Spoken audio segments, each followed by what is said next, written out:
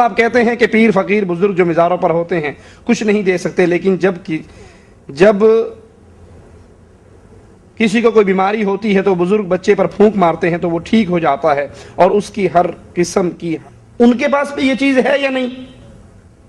ان کے پاس تو آپ کنفرم کہو گے کہ نہیں وہ تو جھوٹے ہیں، وہ کفار ہیں، ان کے اختیار میں کوئی نہیں، لیکن وہ بھی اپنے جس ہندو کو پھونک مار دے ان کو بھی شفا ہو جاتی ہے، کسی کو ہو جاتی کسی کو نہیں ہوتی۔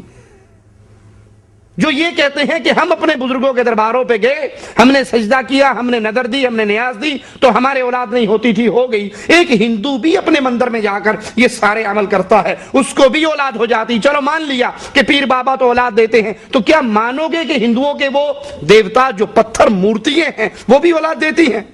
نہیں بھائی، اولاد دینے والا اللہ ہے، شفا دینے والا اللہ ہے، رزق دینے والا اللہ ہے۔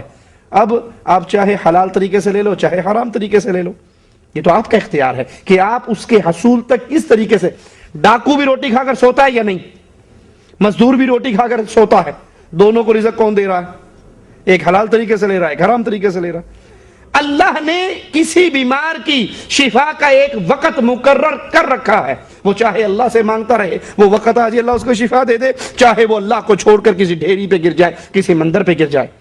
عبداللہ ابن مسعود رضی اللہ عنہ وارضاہ اپنے گھر میں آئے اور اپنی بیوی کے گلے میں ایک انہوں نے دھاگا بندھا ہوا دیکھا تو اس کو کاٹ کر کہا کہ عبداللہ کا گھرانہ شرک سے پاک ہے، من تعلق تمیمۃ فقد اشرک۔ اس نے تعویذ، سیپی، گھونگا، کالا دھاگا یہ لٹکایا، اس نے شرک کیا۔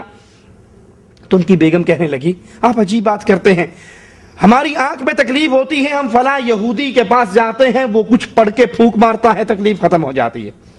تو عبداللہ ابن مسعود فرمانے لگے کہ نہیں، یہ شیطان ہے جو تمہاری آنکھ میں کوئی چیز چبھو دیتا ہے، جب تم اس شیطان کے چیلے کے پاس جاتی ہو وہ اپنی ہاتھ سے وہ چیز ہٹا لیتا ہے، تم سمجھتی ہو شفا ہو گئی، حالانکہ وہ عقیدے کی خرابی کا سبب بنتا ہے۔ تو اولاد دینے والا اللہ، شفا دینے والا اللہ، جو مندر میں جا کے مانگ رہا ہے اس کو بھی اللہ دے رہا ہے، جو درگاہ پہ گرا ہوا ہے اس کو بھی اللہ دے رہا ہے، جو مسجد میں مانگ رہا ہے اس کو بھی اللہ دے رہا ہے۔ ایک حلال طریقے سے مانگ رہا ہے اور دو حرام طریقے سے۔